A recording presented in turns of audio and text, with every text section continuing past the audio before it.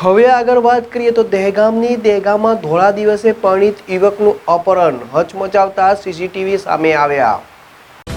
દહેગામમાં ધોળા દિવસે પરિણીત યુવતીનું અપહરણ હચમચાવતા સીસીટીવી સામે આવ્યા। દહેગામમાં યુવતીના અપહરણ કેસમાં યુવતીના મામા અને ભાઈ સહિત 7 લોકો સામે ફરિયાદ નોંધાઈ છે।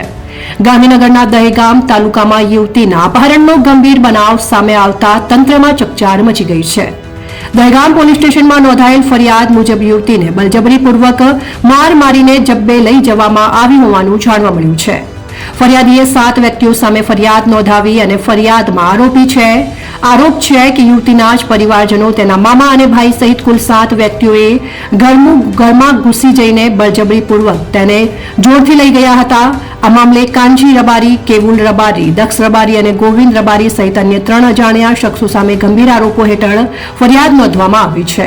દહેગામ પોલીસ ટીમો બનાવી તપાસ શરૂ કરી ઘટના સમયે આરોપીઓને ઘરમાં ઘૂસીને પરિવારના સભ્યો સાથે મારામારી પણ કરી હતી અને તે બાદમાં યુવતીને બળજબરીપૂર્વક પોતાના સાથે લઈ ગયા હતા। ઘટનાની જાણ દહેગામ પોલીસ ત્વરિત દોડી ગઈ હતી અને હાલ આ કેસમાં વધુ તપાસ હાથ ધરાઈ છે।